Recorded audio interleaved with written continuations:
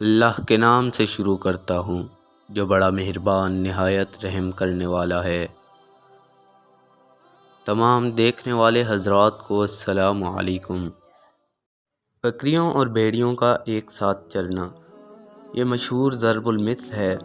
جو مختلف زبانوں میں مختلف عنوانوں سے مشہور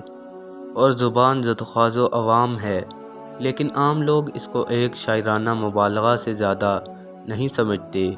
اور شاید اس دور روشن خیالی میں تو مجاز و مبالغہ کے سوا اس کے کوئی معنی ہی نہیں ہو سکے، لیکن تاریخ اسلام کا مطالعہ کرنے والے ابھی تک اس حقیقت کو نہیں بھولے جو امرتائی حضرت عمر بن عبدالعزیز رحمۃ اللہ علیہ کے عہد خلافت میں دنیا دیکھ چکی ہے، جس میں شیر اور بکری کو ایک جگہ چرتے اور کھاتے پیتے دیکھنا کوئی اتفاقی بات نہ تھی بلکہ روز کا مشاہدہ تھا۔ ابن سعد نے طبقات میں نقل کیا ہے کہ حضرت موسیٰ بن عین حضرت عمر بن عبدالعزیز رحمۃ اللہ علیہ کے دور خلافت میں ملک کرمان کے کسی جنگل میں بکریاں چرایا کرتے تھے، اور وہاں ہمیشہ کا یہ معمول تھا کہ بکریاں اور درندے،